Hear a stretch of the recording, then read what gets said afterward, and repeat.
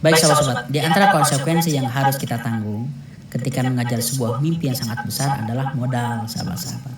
Ada pajaknya, nggak gratis. Mulai dari mana? Modal mental. Mental itu akan menguras pikiran kita. Tapi itu bisa dilatih, bisa diperkuat dengan sumber referensi yang tepat.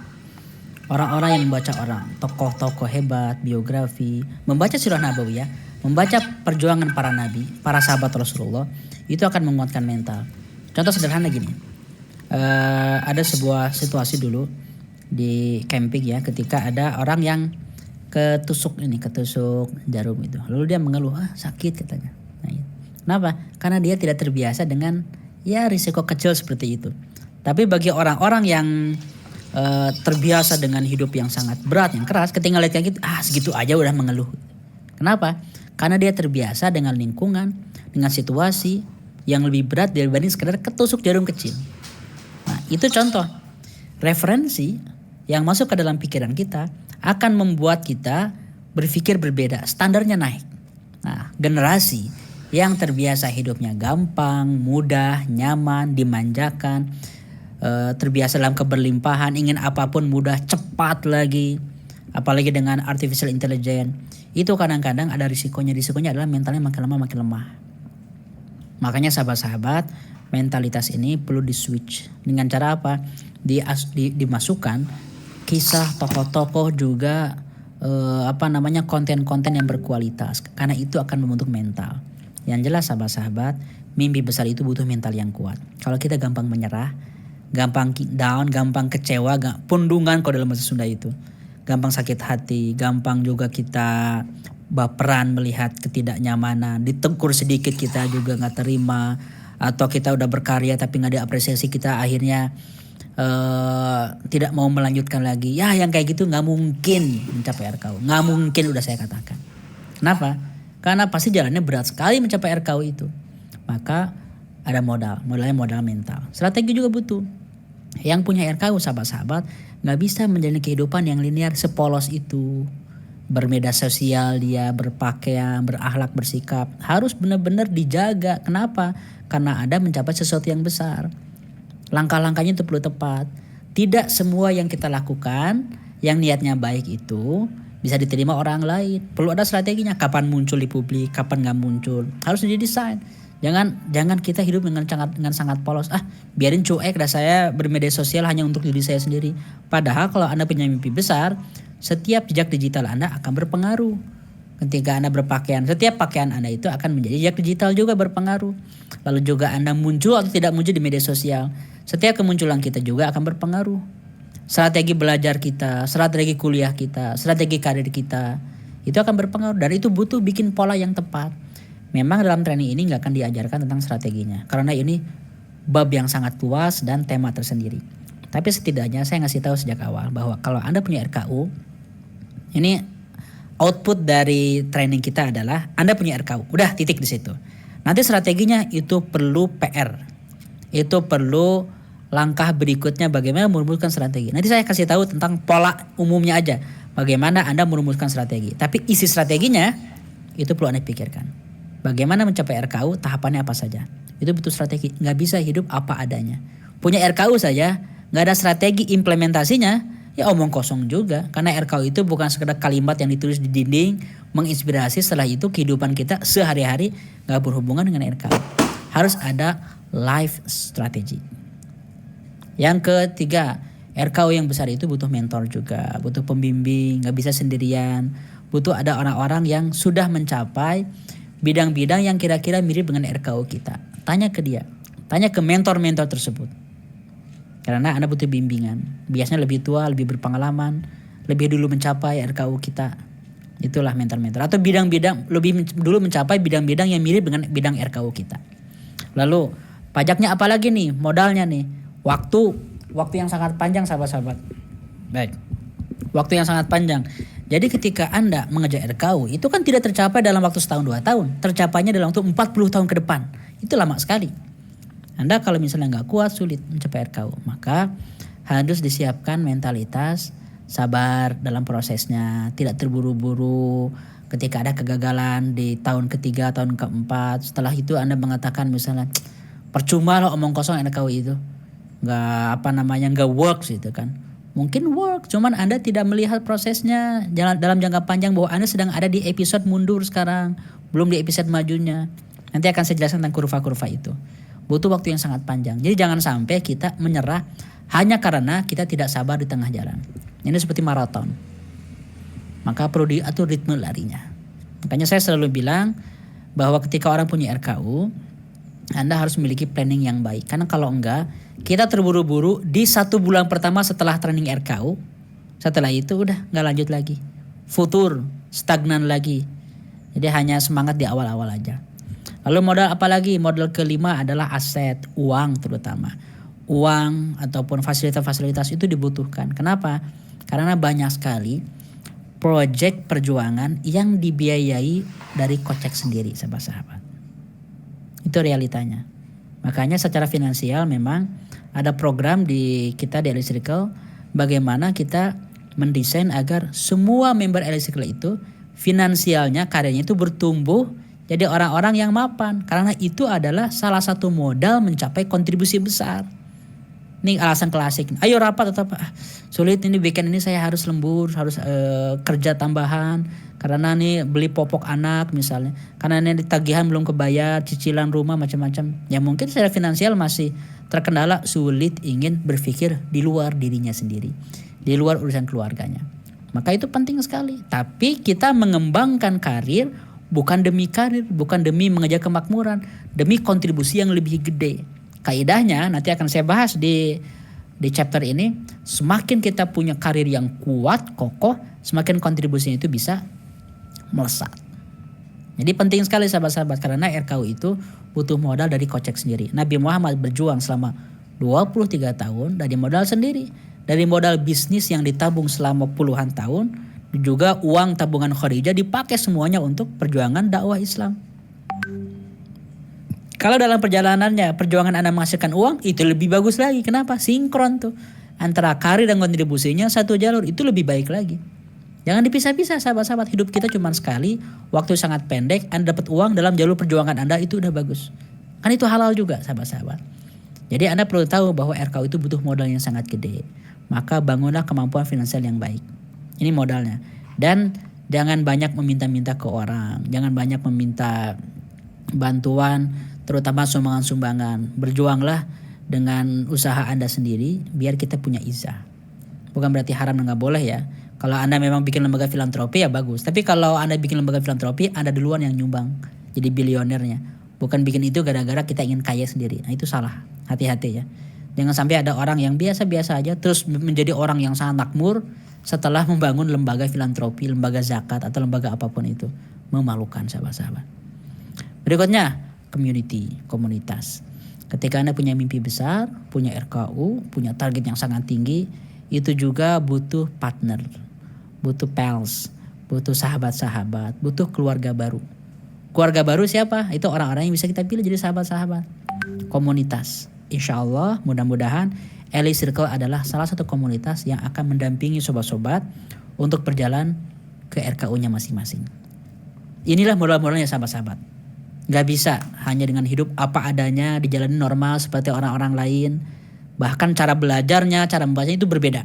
Inilah salah satunya ya, long duration mentality, strategi tadi, strategi belajar, strategi perencanaan, strategi hidup, strategi media sosial, butuh strategi.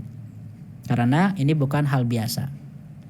Imam Syafi'i pernah mengatakan satu nasihat tentang orang yang ingin jadi ilmuwan. Dia bilang, "Akhi, lan tanalal ilma illa bisittati."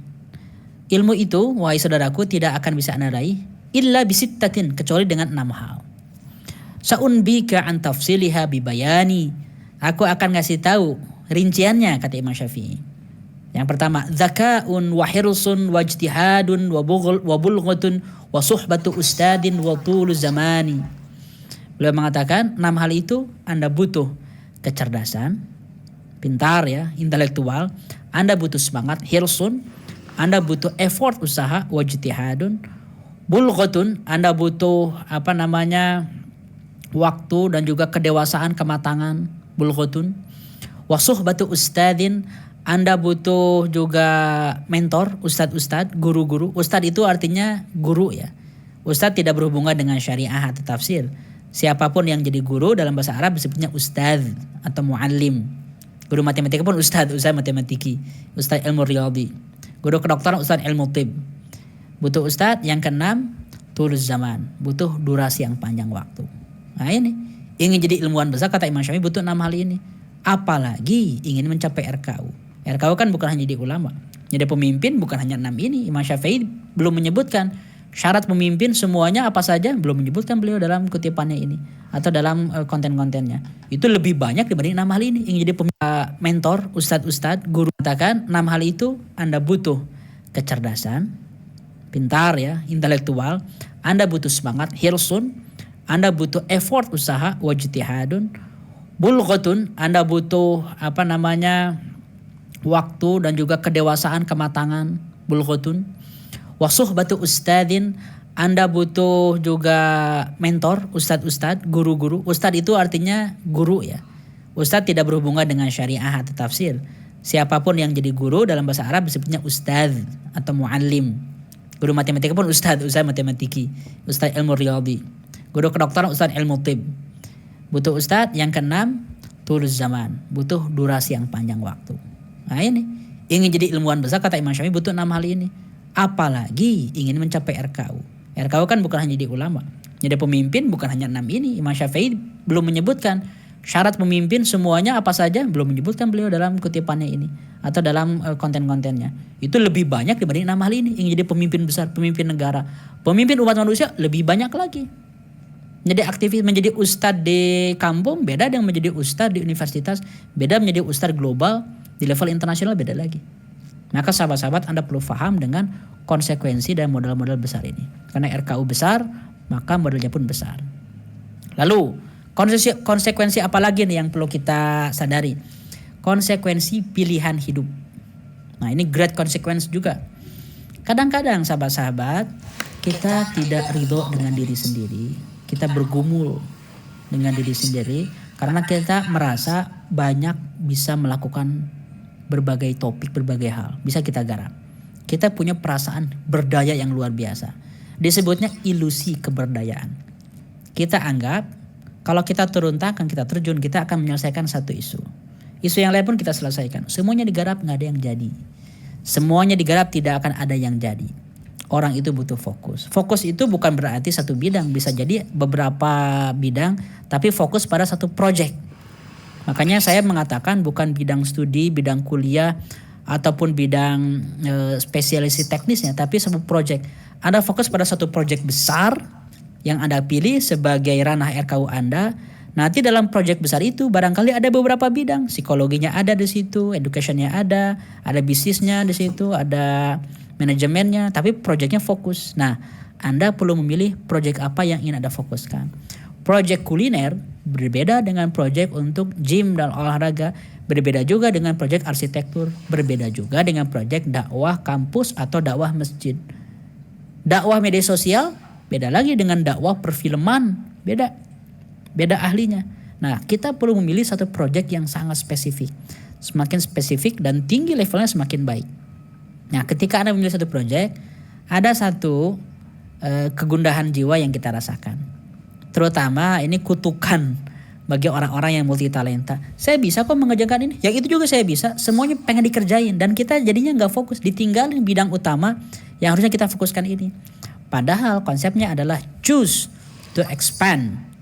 Pilihlah satu project untuk kita kembangkan, yang lainnya harus ridho tidak dikembangkan. Bukan berarti Anda lemah, Anda tidak mampu, Anda jago, Anda mampu, Anda punya bakat, Anda punya minat, Anda punya kapasitasnya. Tahulah. Tapi sahabat-sahabat, kalau semuanya digarap tidak akan ada yang berkembang.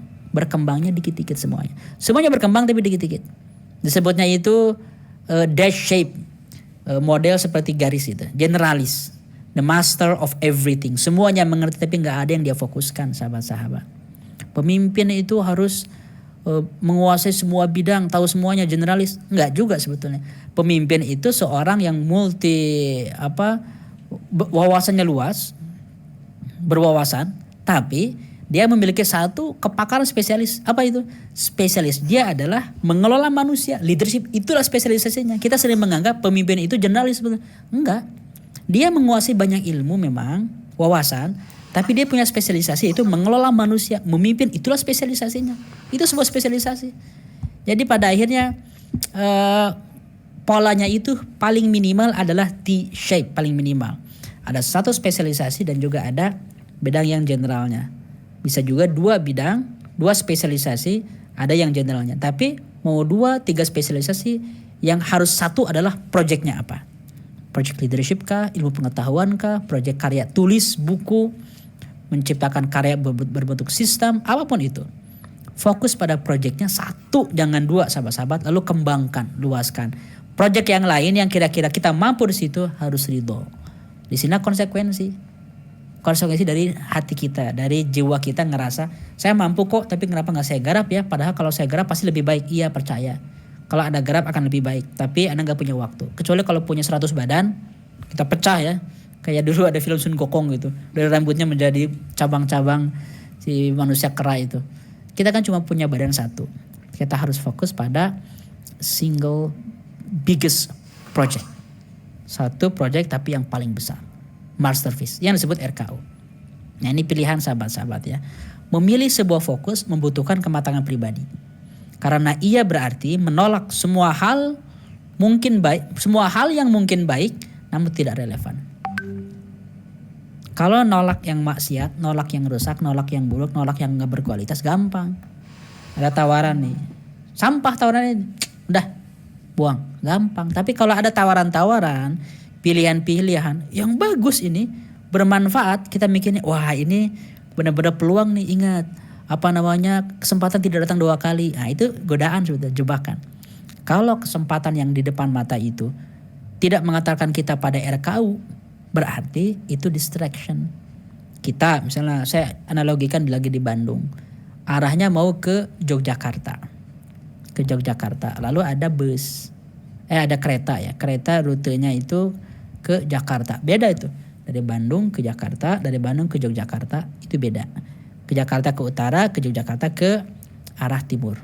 Lalu kita bilang, ini mumpung ada kereta, kesempatan nggak datang 2 kali. Kereta lewat di depan kita di platform ada tulisan, sekarang kereta menuju Jakarta gratis total, bahkan ber-AC, nyaman keretanya. Lalu kita melihat kesempatan tidak datang 2 kali. Kereta berikutnya berbayar. Ini yang mumpung gratis. Tapi itu sifatnya distraction karena rute kita ke Yogyakarta. Dari Bandung ke Jakarta, dari Bandung ke Yogyakarta itu beda. Ke Jakarta ke utara, ke Yogyakarta ke arah timur.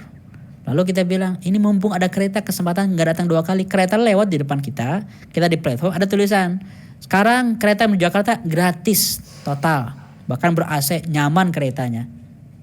Lalu kita melihat kesempatan tidak datang 2 kali. Kereta berikutnya berbayar. Ini yang mumpung gratis. Tapi itu sifatnya distraction karena rute kita kita misalnya, saya analogikan lagi di Bandung, udah buang, gampang. Tapi kalau ada tawaran-tawaran, pilihan-pilihan yang bagus ini, bermanfaat, kita mikirnya wah ini benar-benar peluang nih. Ingat, kesempatan tidak datang 2 kali. Nah, itu godaan, sudah jebakan. Kalau kesempatan yang di depan mata itu tidak mengantarkan kita pada RKU, berarti itu distraction. Kita misalnya, saya analogikan lagi di Bandung, arahnya mau ke Yogyakarta. Lalu ada ada kereta ya. Kereta rutenya itu ke Jakarta. Beda itu.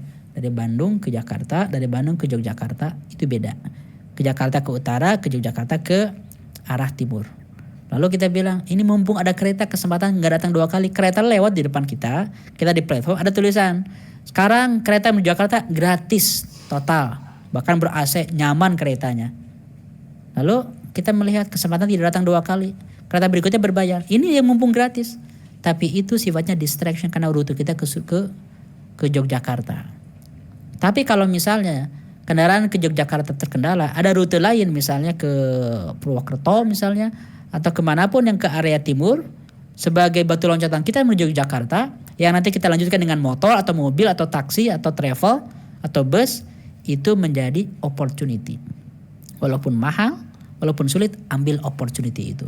Tapi kalau ada lewat di depan kita di platform ada tulisan, sekarang kereta pada RKU, berarti itu distraction.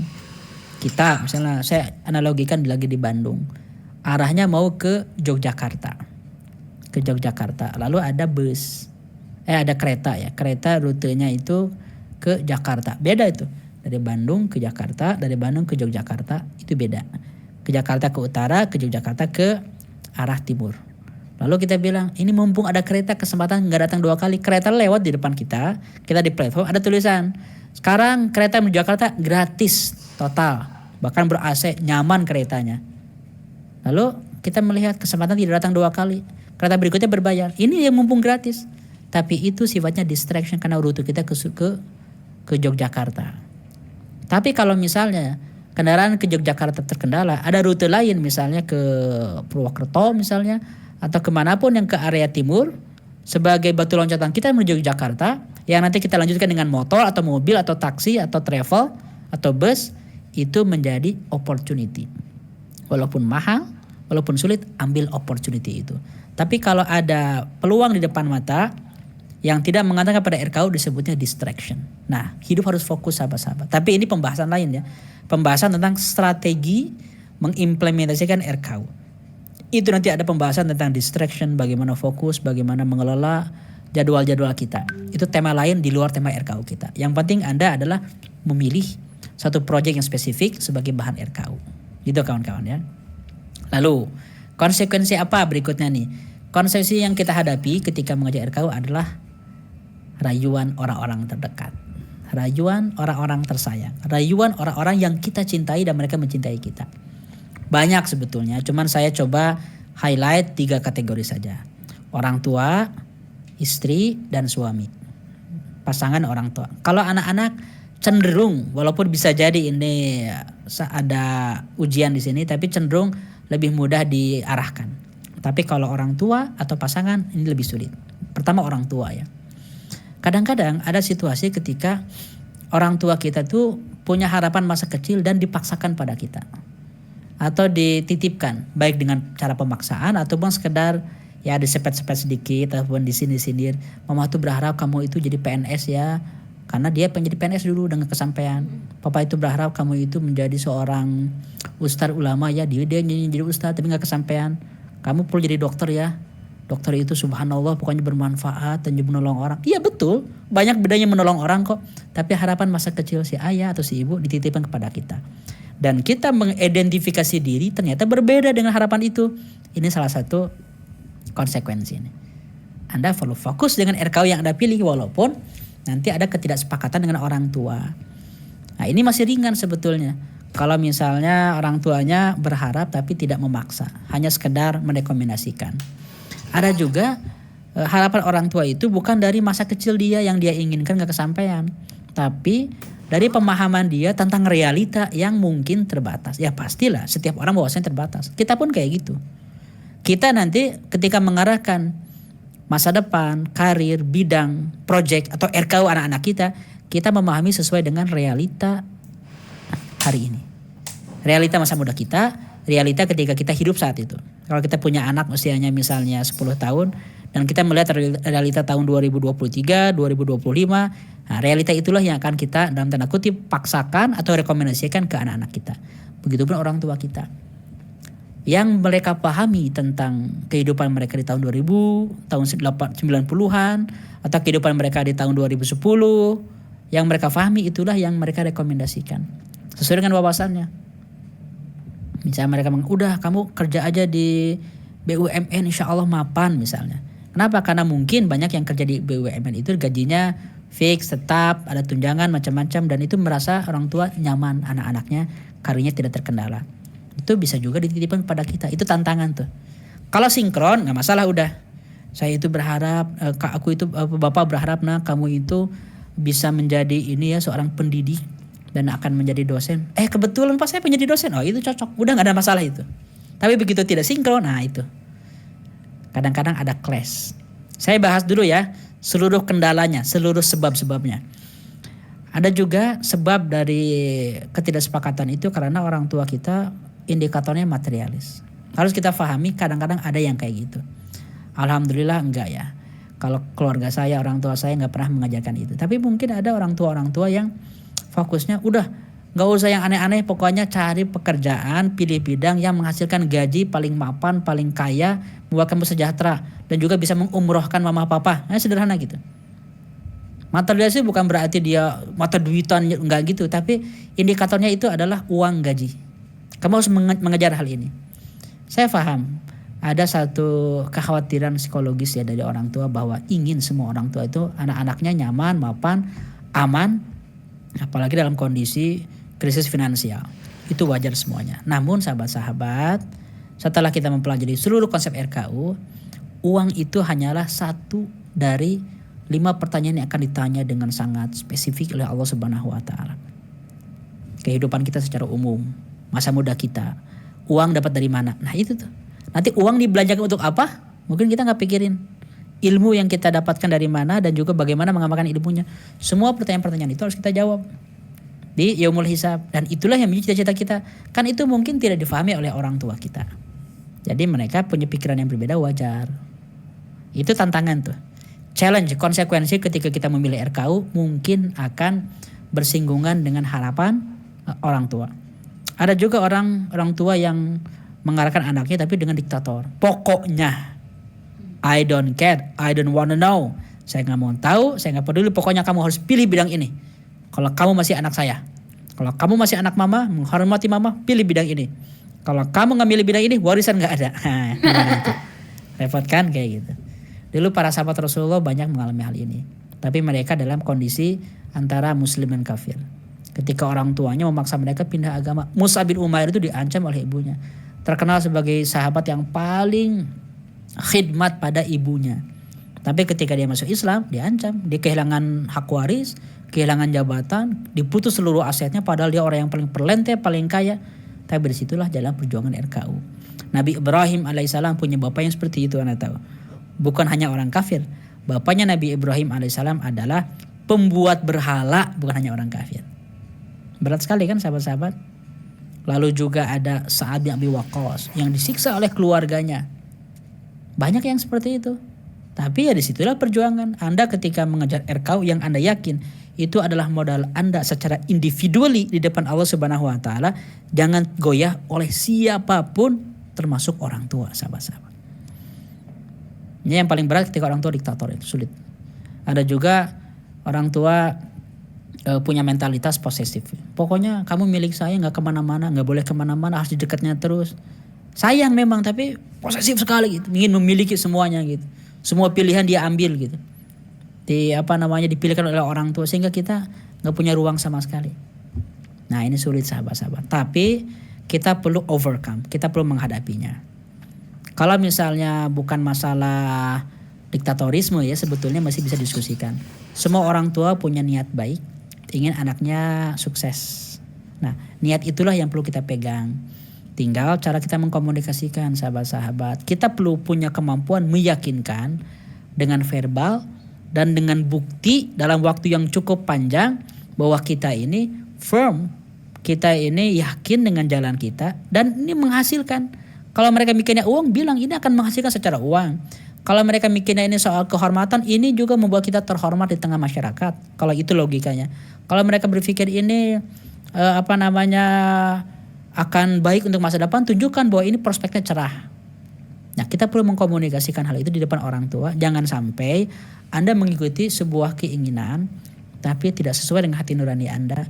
Karena sahabat-sahabat, yang dihisab itu bukan orang tua. Yang dihisab adalah Anda sendiri, individually, yaumul hisab yang pasti.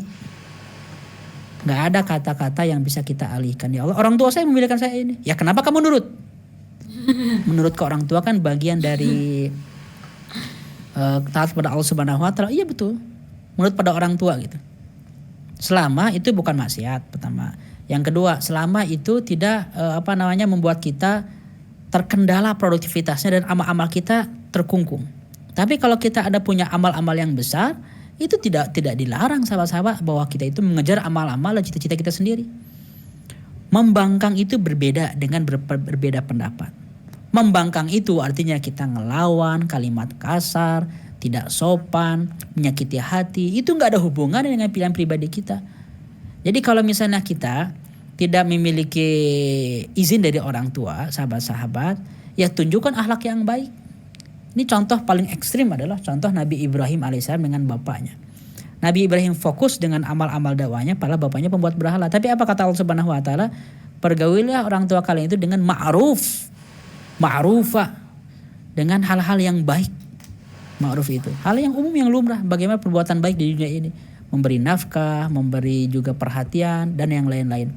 Itu adalah standar berinteraksi dengan orang tua walaupun tidak sepakat. Nah, sisi inilah yang diperkuat ketika Anda memilih sebuah bidang yang terpaksa tidak sinkron dengan orang tua. Tapi itu konsekuensinya. Tidak ada tawar-menawar. Berbakti pada orang tua itu mutlak harus ada. Tapi berbakti tidak berarti kita mengikuti semua keinginannya, padahal kita punya masa depan di akhirat yang dihisab sendirian. Nah, pikirkan aja itu. Kalau Anda kecuali dalam situasi yang spesifik, pilihan orang tua bukan pilihan maksiat. Lalu juga kita dalam kondisi punya ketertarikan sedikit di situ, dan kita diminta untuk di bidang tersebut, ya bolehlah kompromi sedikit. Nanti di masa depan Anda mau mengalihkannya terserah Anda. Itu udah masalah strategi, bagaimana adaptation strategi istilahnya. Bagaimana beradaptasi, milih sebuah bidang dalam jangka pendek, nanti setelah itu Anda alihkan. Itu kan banyak strateginya.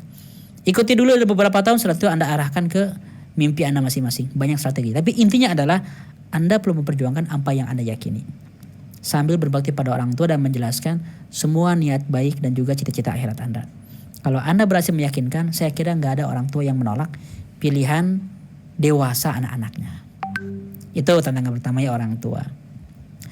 Ada sebuah cerita dari Mozart ya. Mozart itu sejak kecil diajari oleh bapaknya, Leopold Mozart ini, piano.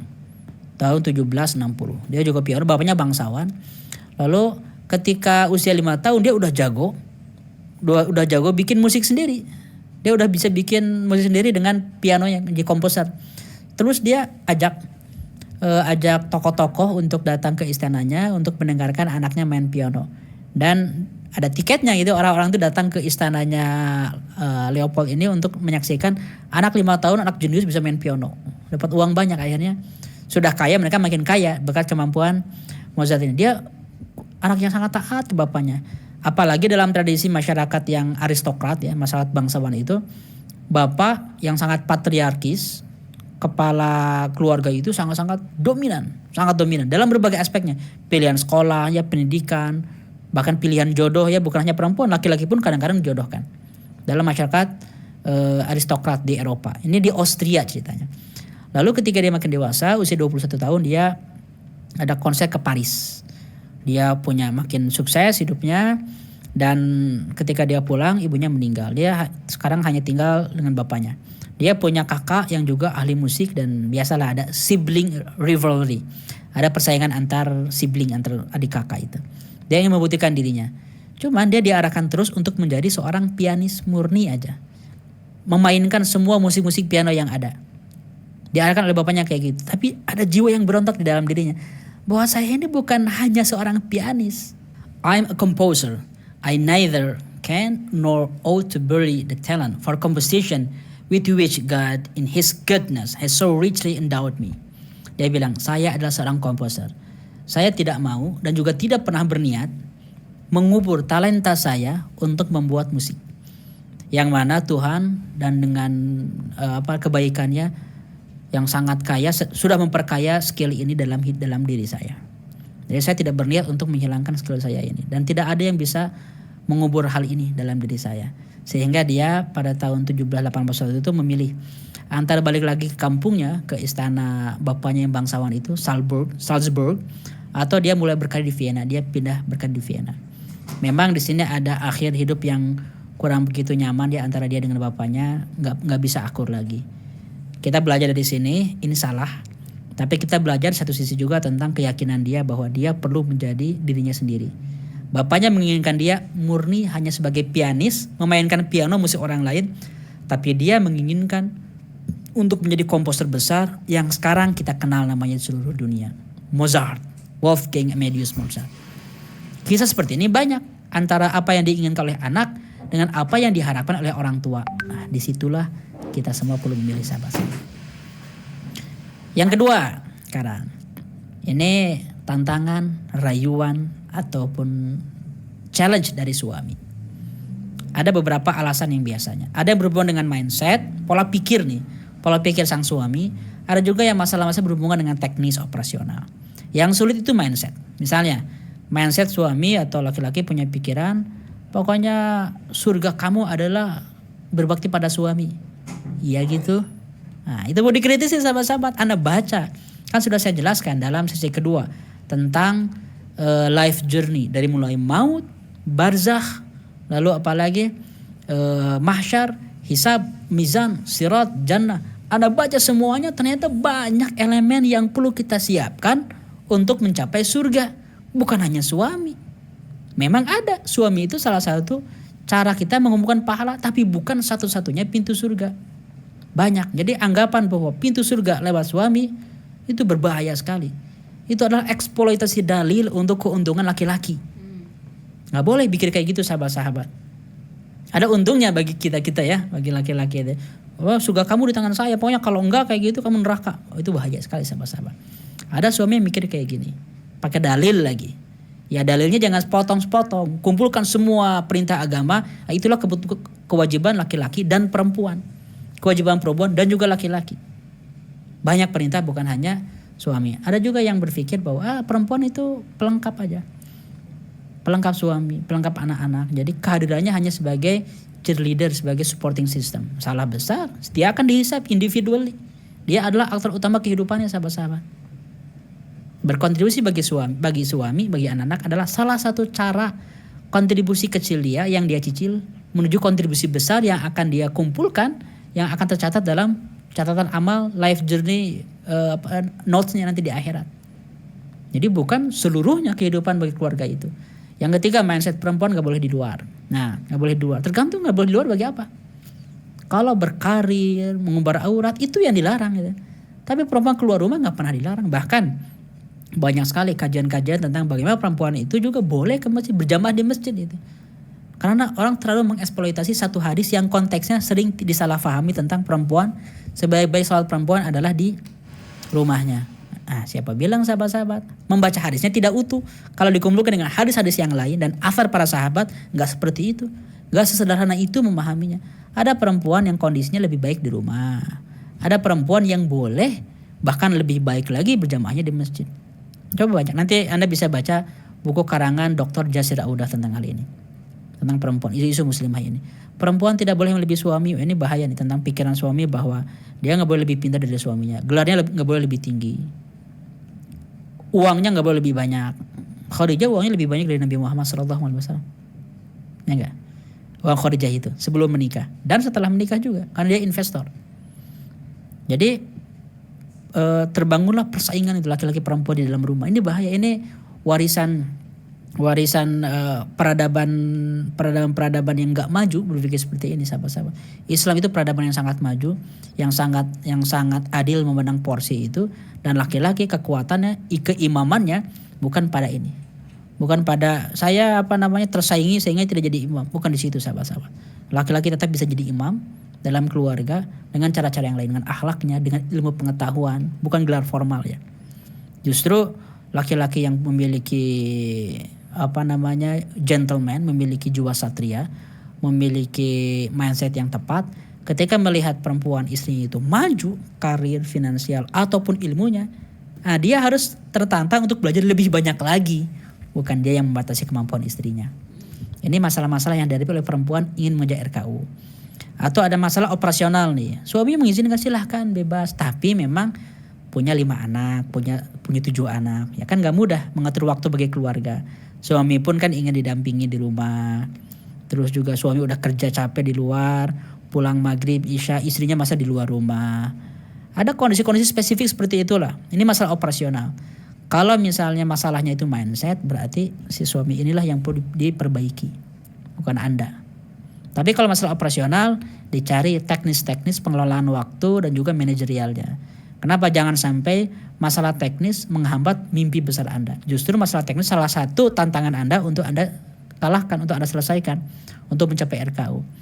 Tapi gimana kalau ada masalah-masalah mindset dari suami? Gak ngerti bahwa saya ini memperjuangkan sesuatu yang gede. Bukan soal duit ya. Kalau karir udah fix. Uang itu kewajiban suami dalam rumah tangga. Nafkah itu, bukan istri. Kalau istri punya uang ya udah buat tambahan aja. Tapi itu kewajiban suami.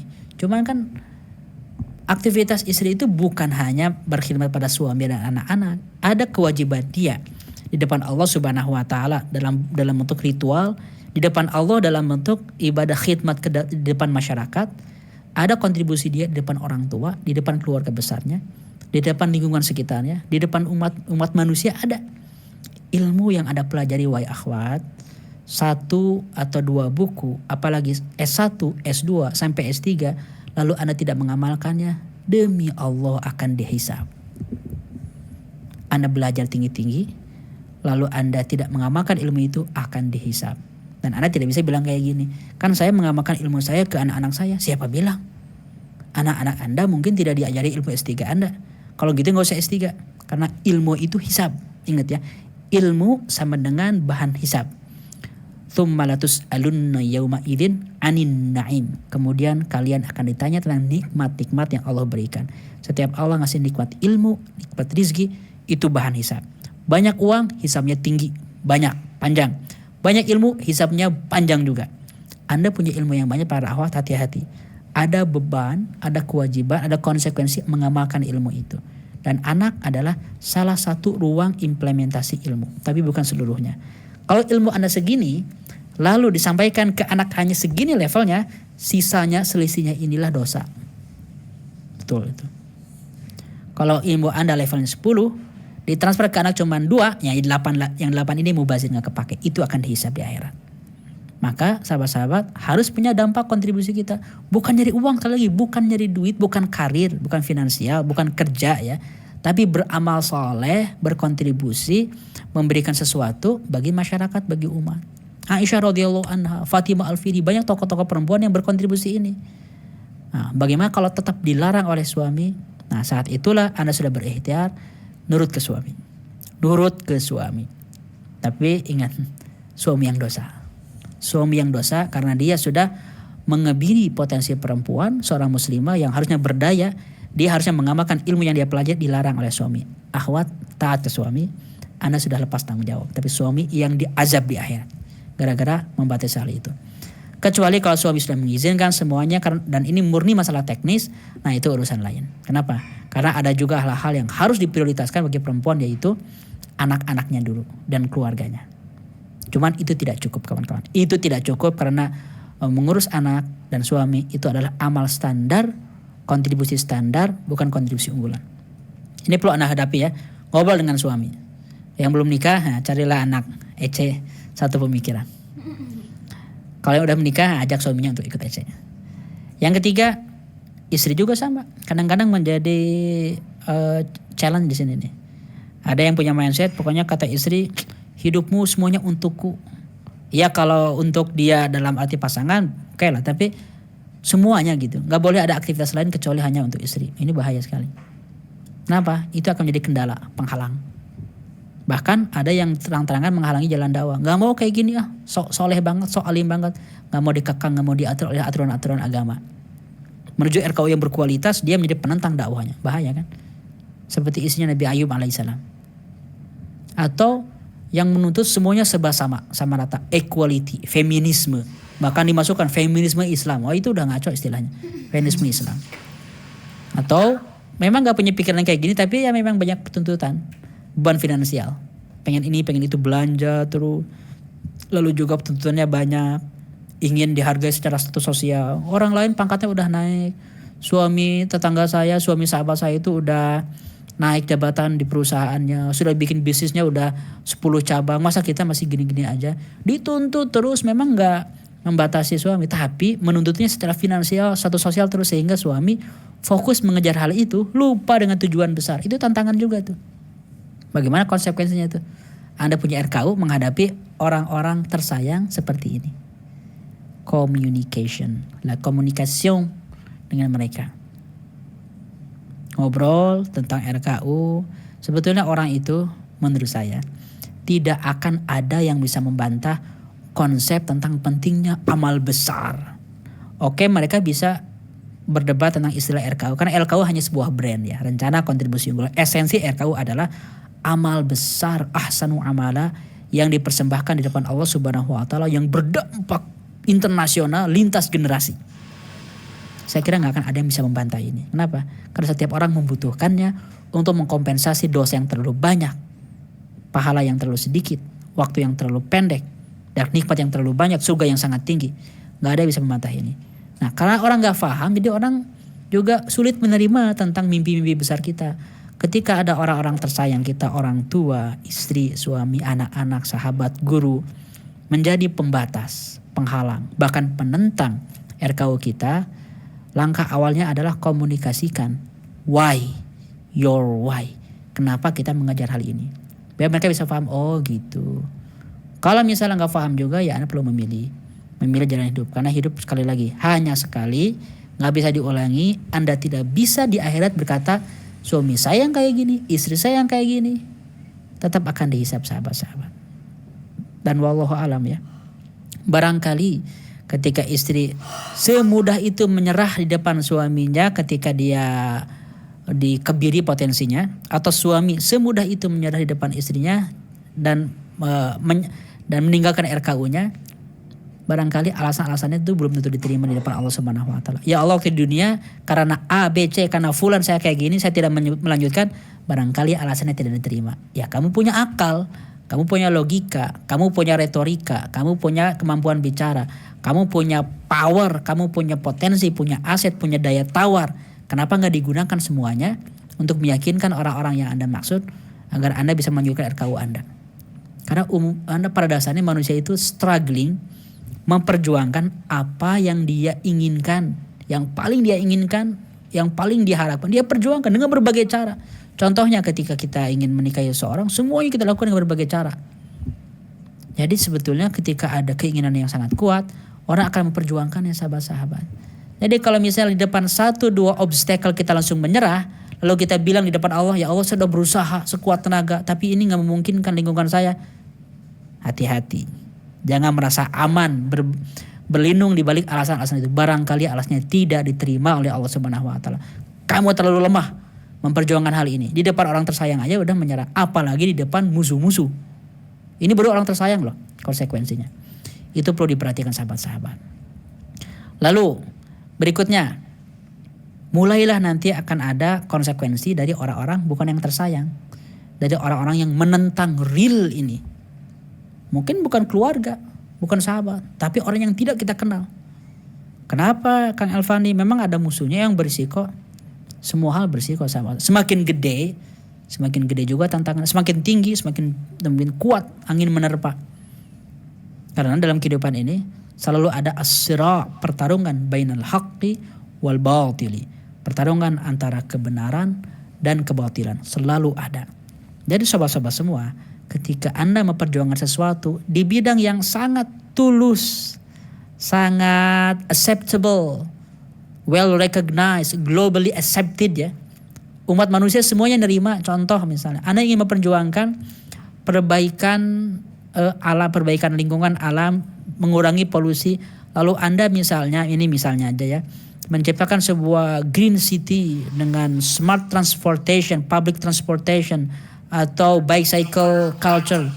Anda membangun sebuah ekosistem di mana kota itu banyak menggunakan transportasi umum, tramway, kereta, bus, sepeda, pedestrian, sehingga kota itu lebih sehat, tidak terlalu banyak polusi. Siapa yang nolak itu? Semuanya nerima itu. Kota yang indah, nggak ada yang nolak itu. Tapi apakah mulus perjalanan Anda memperjuangkan kota seperti itu? Anda bisa mengadopsi sistem tersebut, diterapkan oleh 30 wali kota se-Indonesia misalnya. Luar biasa, tokoh perubahan, dapat penghargaan dari majalah Times, lalu juga Anda dikasih penghargaan dari Kemenpora, Pemuda Inspiratif, ataupun dari Kementerian Lingkungan, bahkan penghargaan dari Presiden, wah macam-macam. Apakah semulus itu perjalanannya? Karena ini program yang sangat humanitarian, program yang sangat netral. Enggak sederhana itu. Karena dalam setiap misi besar pasti ada reaksi. Yaitu paling minimal adalah kelompok-kelompok orang-orang pihak-pihak yang dirugikan dari capaian-capaian berkualitas Anda. Siapa? Coba kita identifikasi. Kalau kita berhasil membangun kota yang minim polusi dengan transportasi umum yang sangat nyaman, salah satu aja, salah satu dampaknya kan penggunaan mobil pribadi berkurang, bukan? Ngapain pakai mobil pribadi? Kalau di mana-mana ada transportasi umum yang sangat nyaman digunakan. Bahkan sampai ada misalnya di daerah yang sungai pakai perahu yang sangat nyaman kayak di Venice misalnya. Maka penggunaan mobil pribadi, motor pribadi akan berkurang drastis karena orang pakai umum. Siapa yang rugi? Siapa yang rugi? Ketika orang tidak banyak menggunakan kendaraan pribadi. Siapa yang rugi? Anda jawab sendiri. Yang dirugikan itulah siapapun mereka, siapapun dia, lembaga manapun, mereka akan bereaksi dan juga akan punya langkah tertentu terhadap RKU Anda. Itulah kira-kira. Kita terus, tapi akan selalu ada perlawanan, ada siro. Yang lain, edukasi. Saya ingin membangun generasi yang pintar, berkualitas, anak-anak muda yang soleh, cerdas, anak-anak muda yang mengerti sains, anak muda yang mengerti politik. Pokoknya masyarakat berkualitas lah, SDM-nya tinggi. Ada nggak orang yang diuntungkan selama ini dengan rendahnya kualitas SDM masyarakat? Ada nggak? Ada pasti. Semakin orang bodoh, semakin gampang dikebuli. Semakin orang itu tidak literat, semakin mudah ombang-ambing pilihannya ataupun semakin gampang dimanipulasi, semakin gampang ditipu, semakin gampang dikeruk kekayaan alamnya. Itulah masyarakat yang bodoh. Di mana-mana seperti itu. Maka kalau ada proyek mencerdaskan kehidupan bangsa, ini kan program nasional. Ini misi founding fathers kita, mencerdaskan kehidupan bangsa. Ini juga yang diperjuangkan oleh semua kementerian. Tapi ketika kita perjuangkan hal itu, akan selalu ada pihak yang dirugikan dari program-program mulia dan tulus kita. Anda perlu tahu, mereka inilah di antara orang-orang yang akan menjadi obstacle dalam perjalanan kita, sahabat-sahabat. Oke? Mereka jadi obstacle. Jadi jangan sepolos itu dalam hidup. Oleh karena itu, ketika kita melihat tantangan-tantangan ini, kita perlu menganalisa semua tahapan dalam hidup kita, di mana di setiap titiknya akan ada challenge. Nah, saya tidak membahas detail ini. Slide yang pertama ini, ketulusan perlawanan dengan tentang analisa untuk bersiap siaga, ini satu training tersendiri, satu serial tersendiri yang akan memperkaya Anda. Tapi saya belum membuat trainingnya. Ini satu dunia tersendiri kalau mau dibahas tentang strategi kehidupan. Bukan RKU ya. Anggap RKU sudah punya, tapi strategi kehidupannya harus tahu. Ini namanya konsep tentang life strategy, dari mulai life planning, milestone, life planning, lalu juga mentorship. Semua konsep ini perlu dibahas tersendiri. Tapi singkatnya kayak gini misalnya. Di setiap potongan usia kita, fase kehidupan kita dari mulai lahir, usia 15 tahun, SMP ya, masuk SMA, kuliah, S1, S2 atau karir, sampai usia 30 tahun, 30 40 tahun, 40 starting untuk gebrakan besar, sampai usia 50 ekspansi, sampai usia 60 kemenangan terbesar kita, achievement terbesar kita, masterpiece kita, RKU tercapai. Usia 70 sampai 80 regenerasi. Di setiap potongan usia ini ada risiko-risikonya. Umumnya gini. Di bawah dari mulai lahir, usia 15 tahun, SMP ya, masuk SMA, kuliah, S1, S2 atau karir, sampai usia 30 tahun, 30 sampai 40 tahun, 40 starting untuk gebrakan besar, sampai usia 50 ekspansi, sampai usia 60 kemenangan terbesar kita, achievement terbesar kita, masterpiece kita, RKU tercapai. Usia 70 sampai 80 regenerasi. Di setiap potongan usia ini ada risiko-risikonya. Umumnya gini. Di bawah di bawah 40 tahun itu berhubungan dengan tantangan-tantangan internal.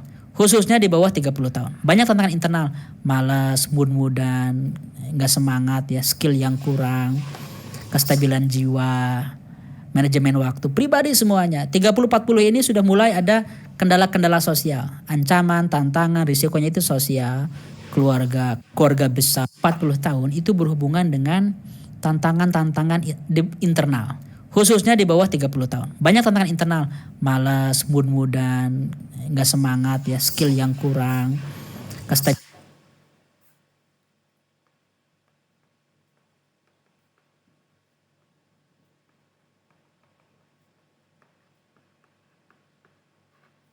Bilan jiwa,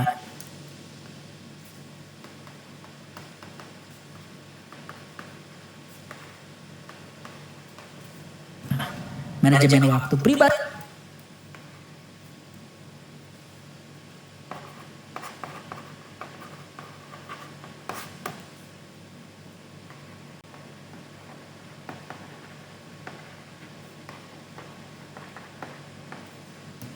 Tadi semuanya 30-40 ini sudah mulai ada kendala-kendala sosial, ancaman, tantangan, risikonya itu sosial.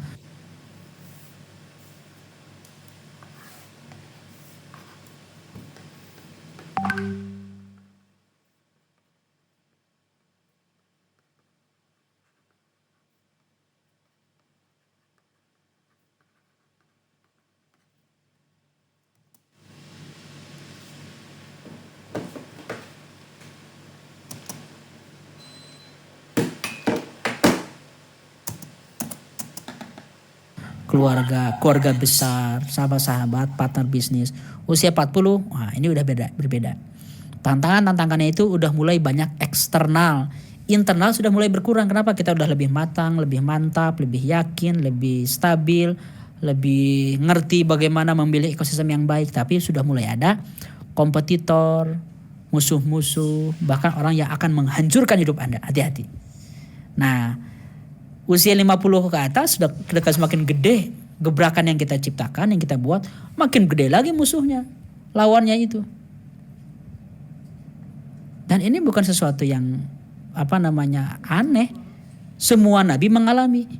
Bahkan bukan hanya nabi, semua tokoh perubahan di bidang apapun mengalami. Bahkan di bidang ilmuwan yang murni banget, ya tidak ada pergerakan politik, perang, murni ilmu pengetahuan menghadapi tantangan kayak gini. Leonardo da Vinci itu dapat persaingan yang luar biasa dari tokoh-tokoh seniman sezamannya, termasuk dari Michelangelo di tahapan ini.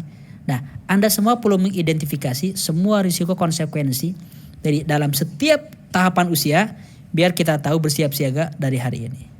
Setiap mimpi besar terpapar risiko dan konsekuensi di setiap periode kehidupan yang harus disadari jauh-jauh hari untuk dihadapi dengan sepenuh kesiapan diri. Orang cerdas adalah orang yang mempersiapkan dirinya, jelas ya, untuk kehidupan setelah kematian, tapi juga mempersiapkan dirinya untuk semua konsekuensi risiko kehidupan yang akan dia hadapi beberapa tahun ke depan. Begitu sahabat-sahabat semua ya. Insya Allah kita masuk ke poin berikutnya tentang fondasi amal.